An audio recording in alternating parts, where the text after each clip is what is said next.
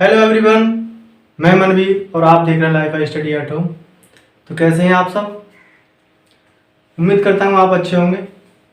तो आज फिर मैं लेके आया हूँ आपके लिए टॉप मोस्ट 20 क्वेश्चन। बहुत ही अच्छे क्वेश्चन हैं। प्रीवियस ईयर के जो एग्जाम हुए हैं उनमें आए हुए क्वेश्चन हैं। आइए देखते हैं एक एक करके, अच्छे से समझते हैं। अच्छे क्वेश्चन है, इम्पोर्टेंट है। तो पहला क्वेश्चन है, 5 संख्याओं का औसत 25 है। यदि 4 संख्याएं 30, 29, 25 तथा 20 हैं तो 3 बड़ी संख्याओं का औसत है। तो 5 संख्याओं का औसत दिया है इसमें 25। औसत कितना दिया है?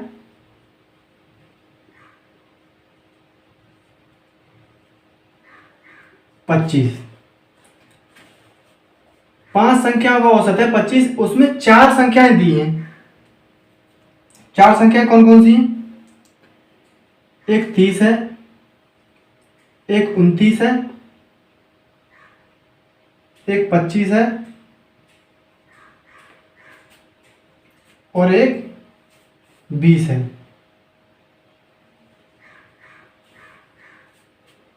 चार संख्याएं 30, 29, 25 तथा 20 है। तो 3 बड़ी संख्याओं का औसत क्या है? देखो, अब क्वेश्चन कह रहा है 3 बड़ी संख्याओं का औसत निकालना है। तो हमें क्या मालूम 5वीं संख्या इन तीनों बड़ी संख्याओं से छोटी है या बड़ी है। तो हमें 5वीं संख्या भी निकाल के देखनी पड़ेगी कि वो कितनी है। छोटी हुई तो कोई बात नहीं है। तो बड़ी संख्या इनमें 3 कौन कौन सी होगी? 30, 29 और 25। तो इनका एवरेज निकाल देंगे। तो हमें सबसे पहले 5वीं संख्या निकालनी पड़ेगी। तो देखो, मेरा जो तरीका है करने का वो है शॉर्ट मेथड। टाइम की बचत होनी चाहिए, उस मेथड से करें जिससे कि हमें टाइम की बचत हो। वैसे तो 5वीं संख्या x मान लो, इन सब का योग बट्टे 5 बराबर 25 के रखेंगे, वहां से हम x की वैल्यू निकालेंगे। तो इन सबको जोड़ना पड़ेगा और लगेगा टाइम। जो नया तरीका मैंने निकाला है वो क्या है? आप ये बताइए, जो ये 30 है वो 25 से कितना अधिक है? तो वो अधिक है 5। 29 एवरेज से कितना ज्यादा है? 4।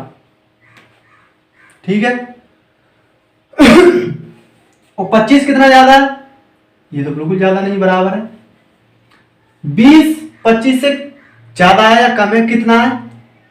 माइनस के 5। 5वीं संख्या हमें निकालनी है। तो इसे बैलेंस करो पहले। देखो, ये +5 था और ये -5 था। कुल मिलाकर अभी भी हमारे पास प्लस में 4 है। किससे? एवरेज से। तो बैलेंस करने के लिए एवरेज में से हमें 4 घटाना होगा। अभी हमारे पास 4 ज्यादा है एवरेज से, तो बैलेंस करना है तो उसे 25 में से 4 घटा के, यानी 25 - 4 कितना आने? 21। तो 5वीं जो संख्या होगी कितनी होगी? 21। तो क्या है इसमें?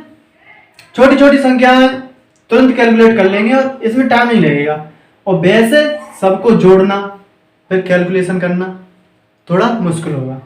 तो 5वीं संख्या निकल के आ गई 21, बहुत सिंपल तरीके से।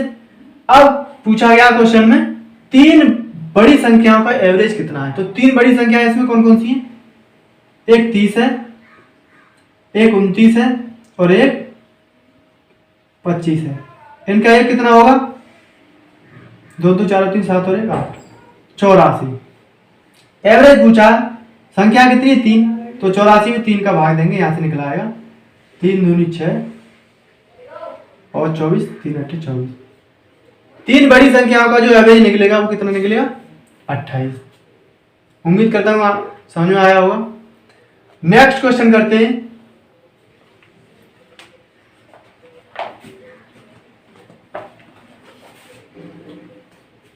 वर्गमूल निकालना है।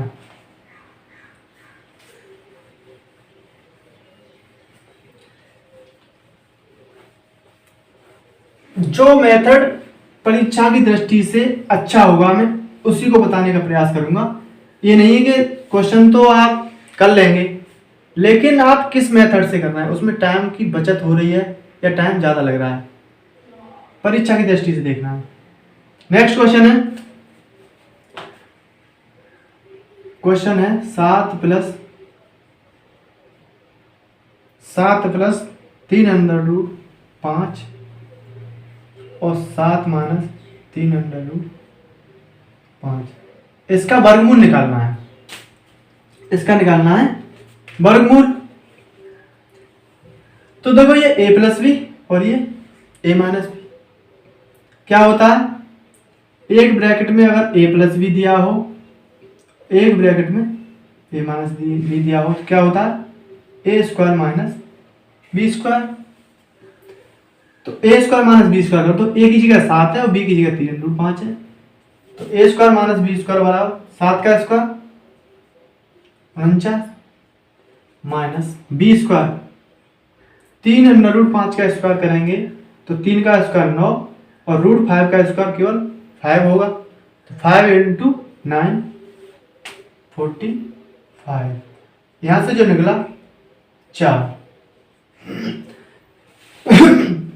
अभी तो ये इसका सरल मान निकला है, कैलकुलेट करके 4 निकला है, लेकिन हमें निकालना क्या है, इसका रूट, वर्गमूल निकालना है। तो हमें इसका भी रूट लेना पड़ेगा और यहां से निकलेगा 2। इसका जो वर्गमूल होगा वो कितना होगा, 2 होगा। क्लियर हुआ। आइए नेक्स्ट क्वेश्चन करते हैं, बहुत ही प्यारा क्वेश्चन है। देखिए क्या है क्वेश्चन,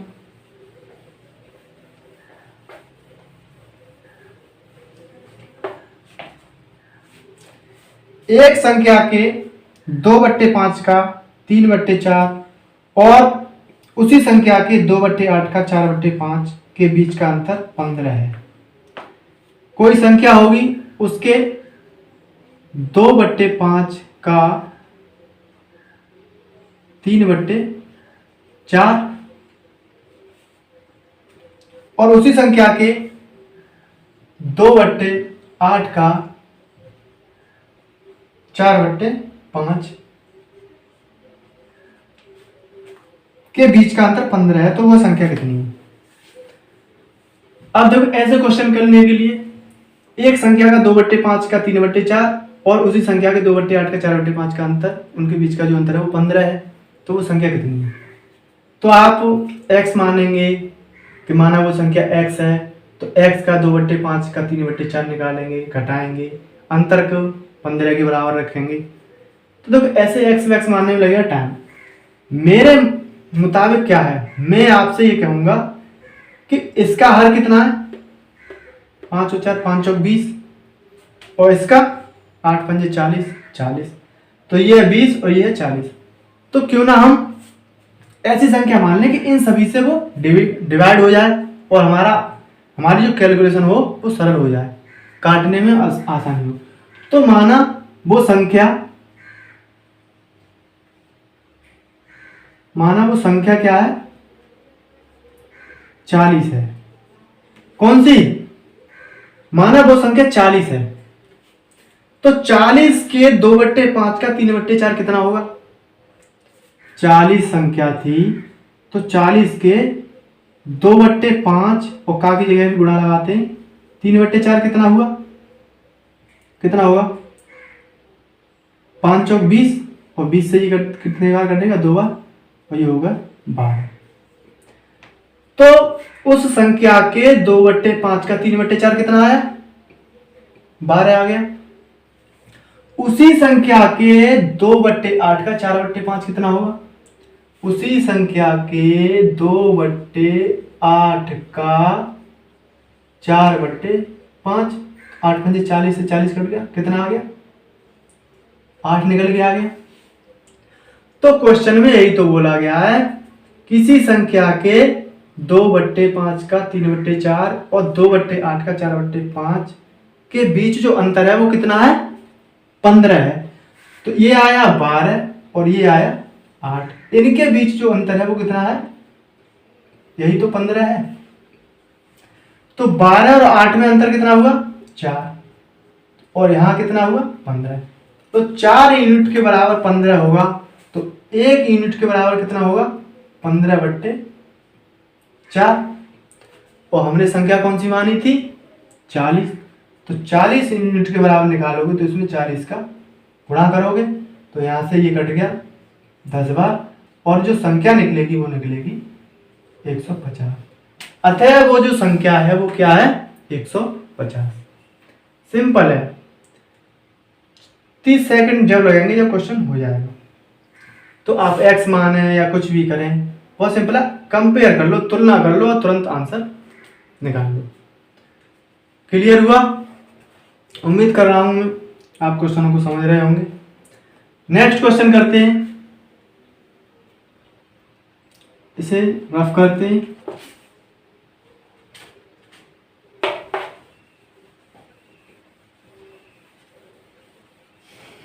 अच्छे क्वेश्चन है, टोटल क्वेश्चन मैंने बहुत ही मेहनत करके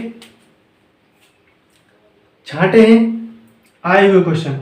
नेक्स्ट क्वेश्चन देखिए, चीनी के मूल्य में 25% की वृद्धि होने से कोई व्यक्ति उस पर आने वाले खर्च को कितने % से बढ़ा दे या घटा दे कि उसकी खपत 20% बढ़ जाए। तो देखो यहां पे तो मूल्य बढ़ रहा है, खपत को घटाना है या बढ़ाना है, खर्च को बढ़ाना है या घटाना है, उस टाइप का क्वेश्चन है। तो मैंने आपको बताया था कि जो खर्चा होता है वो मूल्य गुणा खपत किसके बराबर होती है, खर्चे के। चीनी के मूल्य में 25% की वृद्धि की है उसने, तो 25% क्या होता है 1/4। अगर मूल्य 4 हो तो उसने 1 बढ़ा दिया, कितना कर दिया, मूल्य कर दिया 4 से 5 कर दिया। मूल्य कितना कर दिया 4 से 5 कर दिया। अब बोला गया है कि खर्च को कितना % घटाएं या बढ़ाएं कि खपत 20% बढ़ जाए। 20% क्या होता है 1/5। अगर उसकी खपत पहले 5 थी तो अब कितनी हो जाए 6। यहां से जो इन दोनों गुणा करके क्या निकलेगा, 5 से 5 आप काट भी सकते हैं, ये 2 से 2 बार और ये 2 से 3 बार। जब मूल्य बढ़ा नहीं था तब जो मूल्य और खपत का गुणा आ रहा था 2, और मूल्य बढ़ने के बाद 3, तो 2 से 3 हो गया उसका। कितने पर हो गया, कितना बढ़ा, 2 से 3 होने में कितना बढ़ गया 1, कितने पर 2 पर। तो उसका जो खर्चा हो गया वो कितना बढ़ गया 1/2 क्या होता है 50%। अरे 1/2 और परसेंट लाने के लिए 100 गुणा करेंगे, यहां से कितना निकलेगा 50%। तो उसके खर्चे में 50% की क्या हो जाएगी वृद्धि। मूल्य का और खपत का गुणा करते हैं तो खर्चा के बराबर होता है, तो 25% मूल्य बढ़ गया, यानी मूल्य 4 से 5 हो गया, और खपत की कही गई है कि 20% खपत बढ़ जाए, तो 20% 5 से 6 हो जाए।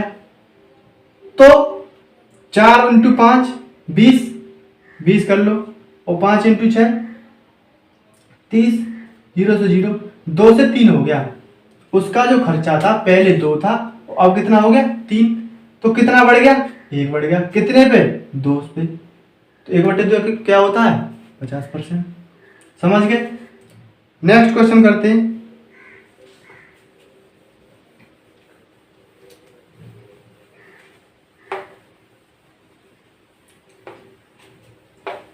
अच्छा लग रहा है तो वीडियो को लाइक कर दें, और एक शेयर तो बनता है, अपने दोस्तों के लिए शेयर भी कर दें। नेक्स्ट क्वेश्चन है, एलसीएम ज्ञात करना है। संख्या लिखिए, एक तो ये है, एक ये है, एक ये है और एक ये है। एलसीएम ज्ञात कीजिए।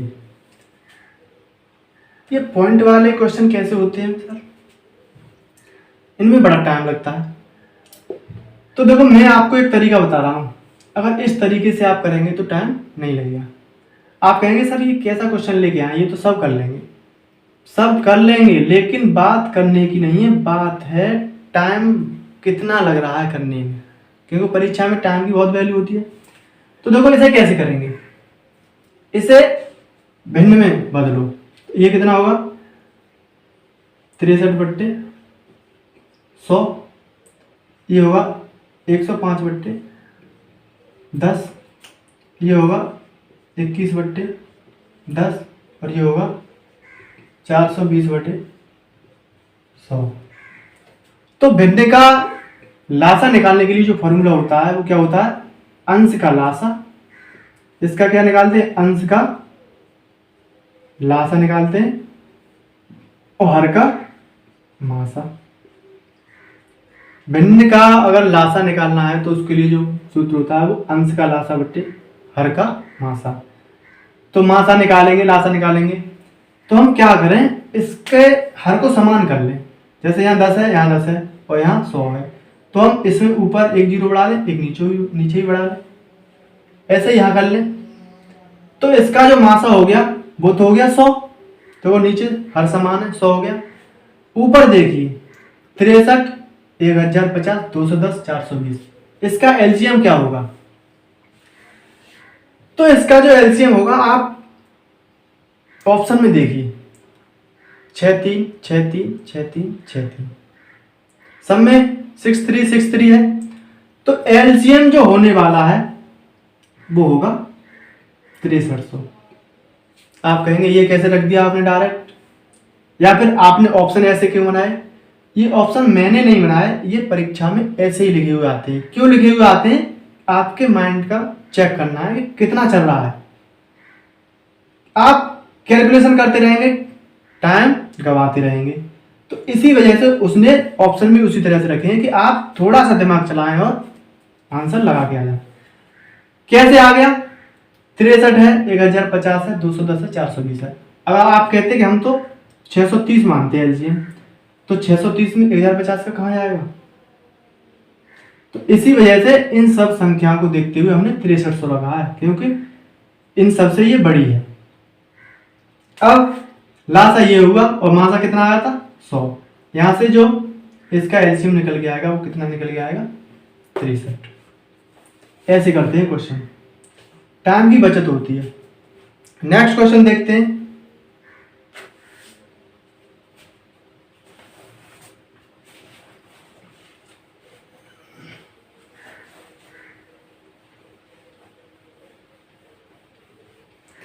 उम्मीद कर रहा हूं समझ में आ रहे होंगे क्वेश्चन। नेक्स्ट क्वेश्चन है,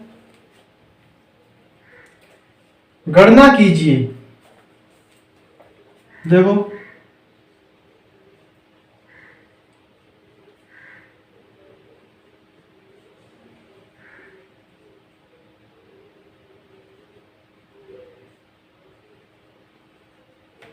गणना करनी है इसकी, क्वेश्चन है ये आपका। कहेंगे ये तो भिन्न का क्वेश्चन है, इसमें क्या है करने में, मुझे मालूम है आप कर लेंगे, लेकिन जल्दी करना है। लासा लेने में, मासा लेने में आप फंसे रहेंगे तो टाइम लगेगा ज्यादा। देखो कैसे करते हैं, इसके हर में क्या क्या लिखा हुआ है, 21 गुणा 5 गुणा 52, यही है। अगर इसका हम लासा लेंगे तो लासा में यही लिखने वाले हैं। टारगेट करते हैं हम किसको, ऑप्शन को। ऑप्शन में देखते हैं कि हमारा आंसर कैसे जल्दी आ सकता है। तो ऑप्शन को देखते हुए हम पहले इसे देखेंगे कि हर के जो हर होगा हमारा, उसका इकाई का अंक और दहाई का अंक या सैकड़े वाला अंक इसमें मैच कर रहा है या नहीं। तो सबसे पहले हमने इसका इसमें गुणा कर दिया, तो कितना हुआ 260, 250, 260 और ये 21। अब मुझे आप बताइए, अगर 21 का गुणा इसमें करेंगे आप, 21 जीरो का जीरो, 21 जीरो का जीरो, और 21 सिक्के 126, 126 के 6 आने वाले। तो एक हर में इकाई होना चाहिए जीरो और दहाई होना चाहिए 6।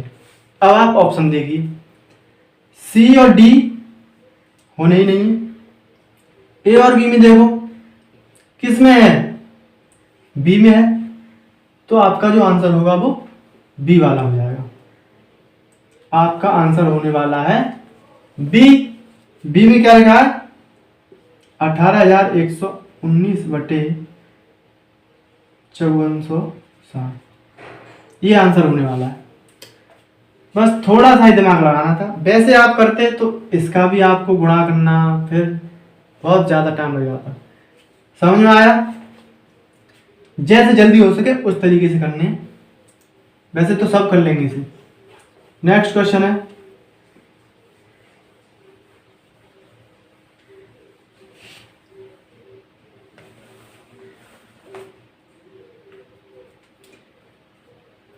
ए, बी तथा सी एक काम को क्रमशः 4, 5 तथा 6 घंटों में पूरा कर सकते हैं। 3 व्यक्ति हैं, ए, बी और सी। 4, ये 5 और ये 6। ए करता है 4 घंटे में, बी करता है 5 घंटे में और सी करता है 6 घंटे में। यदि वे सब मिलकर काम करते हैं और उन्हें पूरे काम की मजदूरी 777 रुपये मिलती है, तो ए का भाग ज्ञात कीजिए। पूरे काम की जो मजदूरी मिल रही है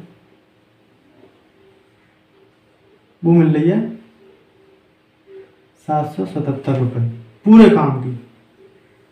वे सब मिलकर काम कर रहे हैं। और तो सबसे पहला काम हमारा क्या होता है, इनका एलसीएम लेना। इन सब का एलसीएम लेंगे। एलसीएम क्यों लेते हैं, टोटल काम हो जाता है। एलसीएम आया इनका 7।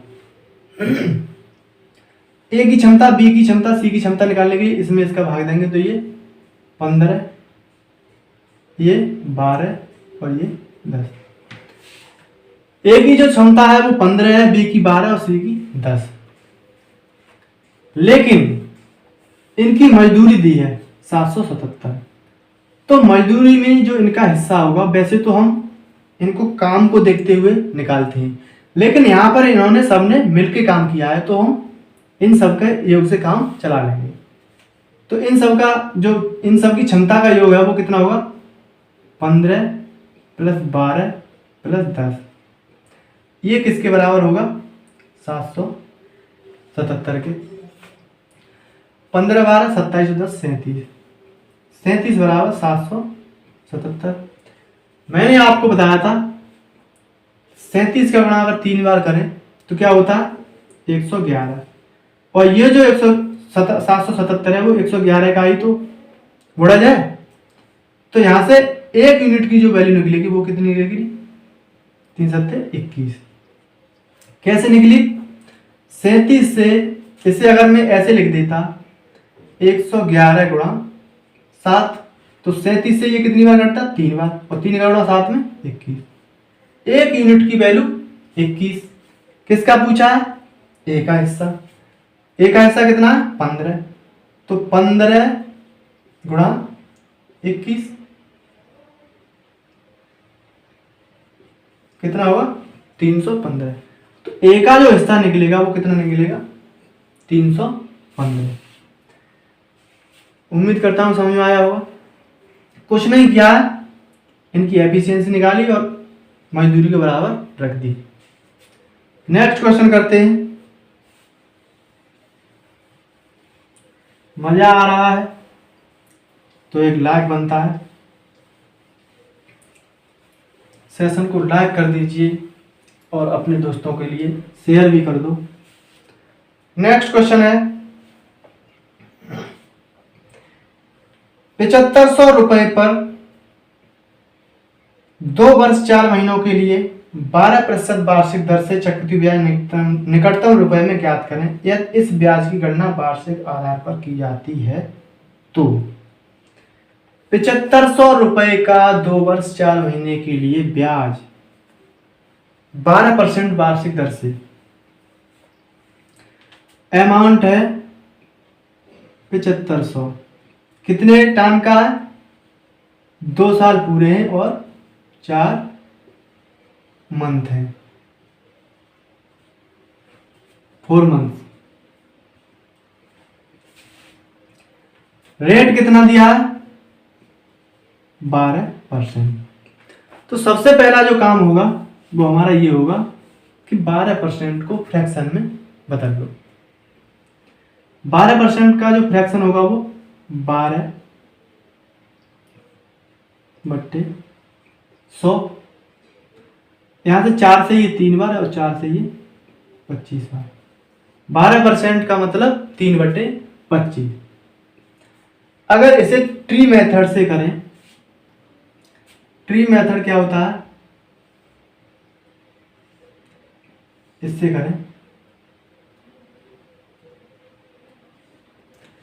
अब ये बताइए 2 साल पूरे हैं और 4 महीने हैं, तो हमें 2 साल से ही काम चल जाएगा। तो यहां पर हमें 3 साल का निकालना है और 4 महीने का निकालने के लिए हमें क्या करना है, जो तीसरी साल का जो ब्याज आएगा उसको साल में कन्वर्ट करेंगे तो उसका क्या करना है, 1/3। क्यों करना? 4 महीने पूरे साल के 1/3 तो होते हैं। तो निकालते हैं। तो 7500 का 3/25 पहली साल के लिए, तो 3/25 करेंगे यहां पर,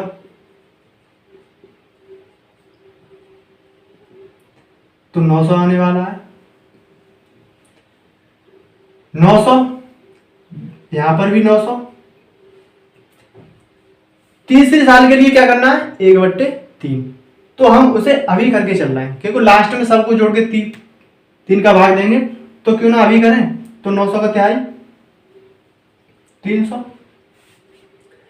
यही है बेस्ट तरीका, तो यही है शॉर्ट, कम समय में करोगे तो यही है। अब क्या करते हैं, अब 900 का 3/25 निकालेंगे। दूसरी साल के लिए क्या करते हैं, जो पहले हमारी ब्याज होती है उस पर ब्याज लगता है। तो 900 का 3/25, 900 का 3/25 काट दो इसे, 25 से कटेगा, 25 से 3 बार, कितने बचे, 25 छक्के, तो 36 गुणा 3 कितना होगा, 108। ठीक है। अब मुझे ये बताइए, जब तीसरे साल में आएंगे हम तो इस पे ब्याज लग रहा होगा, इस पे भी ब्याज लग रहा होगा, इस पे भी ब्याज लग रहा होगा। तो 900 पर जो ब्याज लगेगा वो कितना लगेगा, अभी तो निकाला 108, तो 108 यहां पे लिखने वाले हैं। लेकिन 108 क्यों नहीं लिखेंगे, क्योंकि हमें तो बाद में तिहाई करना है ना, तो अभी तिहाई कर लो ना 108 को, तो ये 36, इसका ब्याज लिख गया। अब इसका ब्याज, इसका भी 36। अब बात आती है इसके ब्याज की, तो 108 का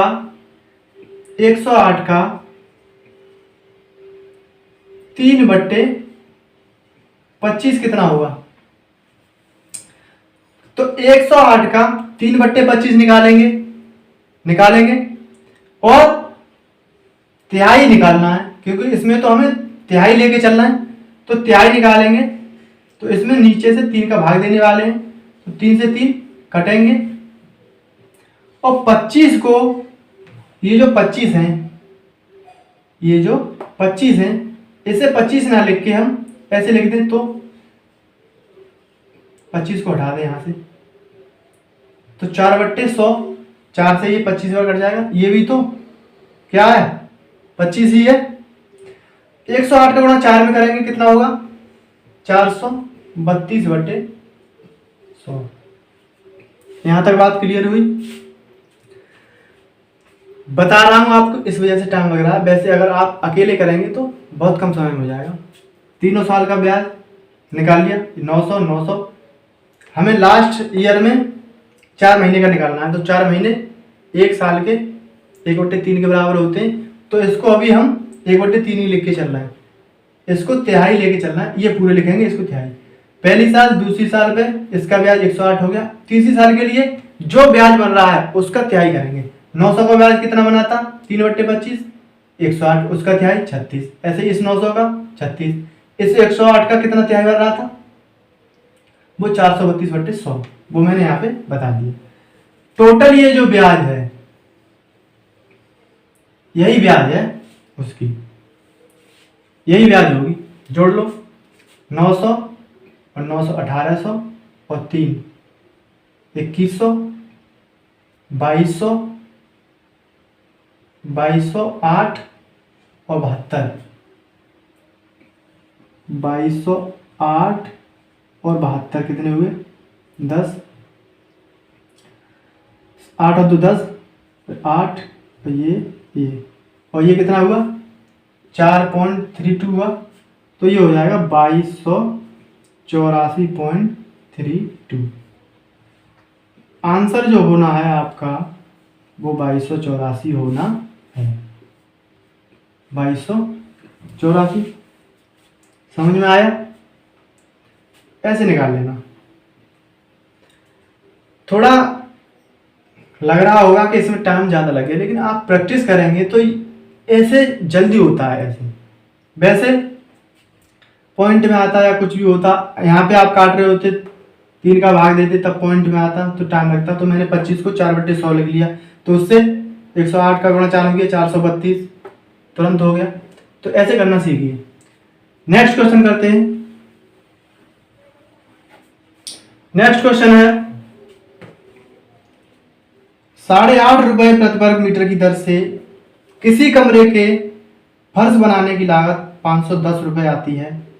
यदि कमरे की लंबाई 8 मीटर हो तो चौड़ाई कितनी है? 8.5 रुपया प्रति वर्ग मीटर की दर से जो लागत आई है वो कितनी आई है 510 रुपए। 8.5 रुपए प्रति वर्ग मीटर। तो आप मुझे ये बताइए, अब मुझे निकालना क्या है, चौड़ाई दी है और लंबाई निकालनी है। क्या दिया है? लंबाई 8 मीटर हो तो चौड़ाई कितनी, लंबाई दी है और निकालनी क्या है चौड़ाई। तो हम जानते हैं क्षेत्रफल बराबर क्या होता है लंबाई इंटू चौड़ाई। लंबाई पता है, चौड़ाई पूछी है, तो आपको क्षेत्रफल पता होना चाहिए। जब आपको क्षेत्रफल पता होगा तभी तो निकाल पाएंगे। तो मुझे ये बताइए, अगर मैं 8.5 का 510 में भाग दूं तो परिमाप निकल के आएगा या क्षेत्रफल निकल के आएगा, बताइए आप। तो आप यहां से पता कर पाएंगे कि ये जो दिया है 8.5 रुपए प्रति वर्ग मीटर, तो वर्ग मीटर किसकी यूनिट होती है क्षेत्रफल की। तो इस क्षेत्रफल का जब इसमें भाग देंगे तो क्षेत्रफल ही तो निकल के आएगा। तो 510 में भाग दिया हमने इसका, यहां से कितना निकलेगा, ये हट गया 17 से 5 बार और 17 से 3 बार, 300/5 और ये हो गया 60। क्षेत्रफल कितना निकल के आ गया 60। यहां से निकाल लो, 60 ये है, लंबाई 8 है, चौड़ाई कुछ भी मान लो। 8 का भाग देंगे तो यहां से निकलेगा ये 7.5 मीटर। उस कमरे की जो चौड़ाई होगी वो कितनी होगी 7.5 मीटर। अच्छा क्वेश्चन था। नेक्स्ट क्वेश्चन करते हैं। यदि आपको 4 संख्याएं दी, 5 संख्याएं दी हैं इसमें, यदि आंकड़ों 18 16 22 13 और क्वेश्चन मार्क का माध्य 16 है तो क्वेश्चन मार्क का मान ज्ञात कीजिए। अच्छा क्वेश्चन है। इसके लिए तो नया तरीका ढूंढा है मैंने, देखिए कैसे करते हैं। 4 आंकड़े दिए, कौन कौन से दिए, 18 दिया है और 16 22 13, 16 22 13 और ये यहाँ पे क्वेश्चन मार्क। इनका माध्य 16 है। माध्य कितना दिया है?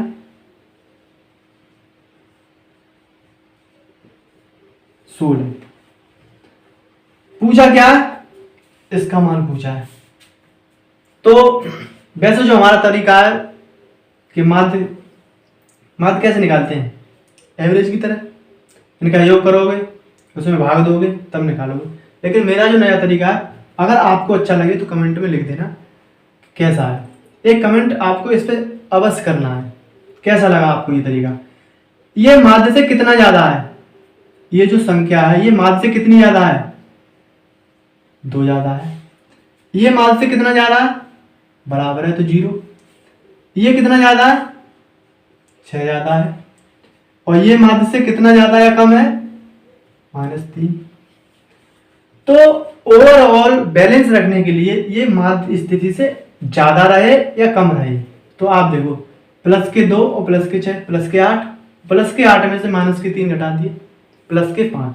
कहने का मतलब माध्य स्थिति जो है हमारी उससे अभी भी पॉजिटिव में 5 है। तो बैलेंस करने के लिए हम जो माध्य है उसमें से हम क्या करेंगे, 5 को घटा देंगे, तो यहां से जो निकल के आएगा वो 11 निकल के आएगा।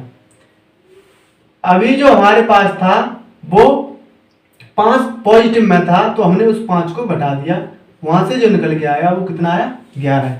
तो आपकी जो पांचवी संख्या होगी 1 2 3 4 5, तो वो कौन सी होगी? 11।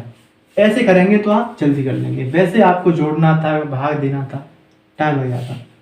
उम्मीद करता हूं समझ पा रहे होंगे। आइए नेक्स्ट क्वेश्चन करते हैं। क्वेश्चन है, ये भी देखो काफी अच्छा क्वेश्चन है। ऐसे क्वेश्चन करने के लिए आपके क्वेश्चन मार्क लग जाता है कि ये कैसे होते हैं। देखो पहले पढ़ लो क्वेश्चन को ध्यान से और फिर देखते हैं। 3 और इससे बड़ी अगली 2 अभाज्य संख्याओं से विभाजित होने वाली सबसे छोटी पूर्णांक संख्या क्या होगी? क्वेश्चन मार्क लग जाता है, ऐसे क्वेश्चन आ जाते हैं। कैसे होगा? होगा तो जल्दी कैसे होगा? तो देखो उसमें कहा गया 3 और इससे अगली 2 बड़ी अभाज्य संख्याएं। तो 3 के बाद क्या आती है? 5 और इससे बड़ी 7। 3 से अगली 2 बड़ी अभाज्य संख्या 5 और 7 ही। इनसे विभाजित होने वाली छोटी पूछिए, सबसे छोटी पूर्णांक संख्या। सबसे छोटी पूर्णांक संख्या, तो देखो सबसे पहले तो हम इनका एलसीएम ही निकालते हैं। किसी भी संख्या की विभाज्यता को देखने के लिए इन तीनों से डिवाइड तभी होगी जो इनका एलसीएम होगा। तो 35 दिया 105, एलसीएम कितना आया? 105। तो वो जो संख्या होगी वो कौन सी होगी? 105 ही होगी। 3, 5 और 7 से विभाजित होने वाली जो सबसे छोटी संख्या होगी वो क्या होगी? 105 ही होने वाली है। क्यों? क्योंकि हमने इनका एलसीएम निकाल लिया। ठीक है, ये तो हो गया। लेकिन अगर मैं आपसे क्वेश्चन पूछ लूं, क्या पूछ लो सर? मैं आपसे पूछता हूं इन्हीं संख्याओं से विभाजित होने वाली 3 अंकों की बड़ी संख्या क्या होगी? तो आप क्या करते? बड़ी के लिए 3 अंकों की बड़ी से बड़ी संख्या लिखते, फिर इसके लासा से उसमें भाग देते, जो शेषफल आता उसको बड़ी से बड़ी संख्या में से घटाते, तब वहीं इसका आंसर आता। लेकिन ऐसी संख्या निकालने के लिए मैं आपके लिए बता रहा हूं, संख्या निकालनी तो उसका क्या होता है, जो एलसीएम आता है उसमें बड़ी से बड़ी पूछ रहे हैं तो 9 का गुणा कर दो। एलसीएम जो आया है उसमें 9 का गुणा कर दो। तो यहां से बड़ी से बड़ी जो संख्या आएगी वो 5 945। इन्हीं संख्याओं से डिवाइड होने वाली 3 अंकों की बड़ी से बड़ी जो संख्या होगी वो क्या होगी? 945 होगी। क्या किया? एलसीएम में मैंने 9 का गुणा कर दिया। क्यों कर दिया? 9 का गुणा करना है तब जब बड़ी से बड़ी पूछी जाए, और अभी पूछ लिया जाए आपसे कि इन्हीं संख्याओं से डिवाइड होने वाली 4 अंकों की सबसे छोटी संख्या क्या होगी। तो सिंपली आपको कुछ नहीं करना है, वो निकालने के लिए जो आपका एलसीएम आया है उसमें किसका गुणा करना है? 10 का, और यहां से जो निकल के आएगी वो आएगी 1050। ये आप याद कर लीजिए। एलसीएम निकाल लो और एलसीएम में गुणा करो। तो छोटी के लिए 10 का और बड़ी निकालनी है तो 9 का। उम्मीद करता हूं क्वेश्चन समझ में आया होगा। बात करते हैं नेक्स्ट क्वेश्चन की। अच्छा क्वेश्चन है, निर्देशांक ज्यामिति का है।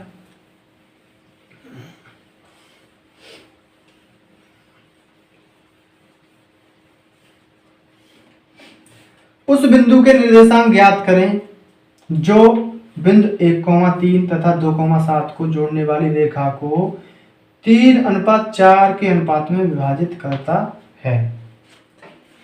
मान लो ये कोई रेखा थी, यहां पर जो बिंदु थे वो 1,3 थे और यहां जो बिंदु थे वो 2,7 थे। ये पॉइंट हमें निकालना है, ये x और y मान लिया। इसको जो डिवाइड किया वो 3 और 4 के अनुपात में डिवाइड किया है। तो ये पॉइंट आपको निकालना है कि ये बिंदु के निर्देशांक कौन कौन होंगे। इसका जो फॉर्मूला होता है, x बराबर निकालना है आपको, तो m x2 plus n x1 बटे m प्लस n। अब m का मान 3, n का मान 4 रख देंगे। 3 ये x1 और ये y1, ये x2 और ये y2। x2 का मान 2 है प्लस n का मान 4, x1 का मान 1, m प्लस n 4 और 3 7। वैसे अगर मैंने ये सूत्र आपको इसलिए लिखाया है कि आप इसे याद कर लें, लेकिन सबसे पहले मैंने देखा ऑप्शन। तो ऑप्शन में अगर आप देख रहे हैं तो आप देखिए कि किसी के भी हर में 7 है। 4 ऑप्शन है, उसमें केवल एक ही ऑप्शन ऐसा है सी जिसका हर 7 है। और यहां भी हमारा जो हर बनने वाला है वो कितना बनने वाला है, 7। तो केवल m प्लस n, अगर आपको फॉर्मूला याद होता तो आप कितना करते कि m प्लस n कितना हो रहा है 7। ऑप्शन में एक में ही दिया है कि 7, तो तुरंत टिक करके चले जाते, लेकिन मेरा काम है बताना, तो मैंने आपको बता दिया। यहां से ये कितना हो गया, 3 दूनी 6 4 10, 10/7। 10/7 किस में दिया है, सी ऑप्शन में दिया है। अगर आप कहते हैं कि बाई का मान भी निकालो तो बाई का मान भी निकाल देते हैं। बाई के लिए क्या फॉर्मूला होगा, m/2 n/1 upon m plus n। m का मान 3/2 का मान 7 प्लस n का मान 4/1 का मान 3 और नीचे तो 7 ही होने वाला। 21 और 12 33, 33/7। तो सब तरफ दिमाग लगाना है, हर देखना है, अंश भी देखना है, सारे ऑप्शन भी देखने हैं, तब कहीं टाइम की बचत होती है। नेक्स्ट क्वेश्चन करते हैं। राधा और सुधा के वेतन का अनुपात 6:7 है।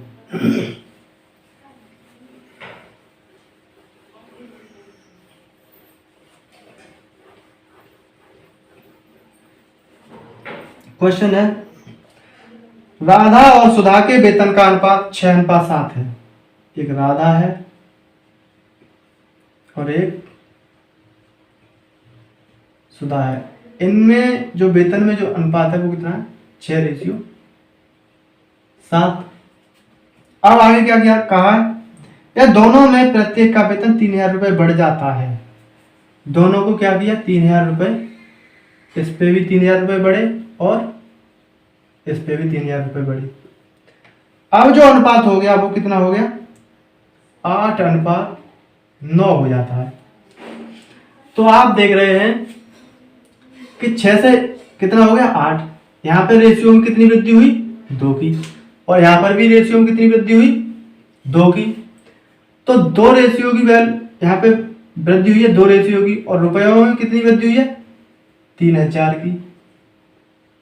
तो एक रेशियो की वैल्यू 1,500, और राधा का जो शुरुआत में रेशियो था वो कितना था, पूछा किसका है, सुधा का वेतन।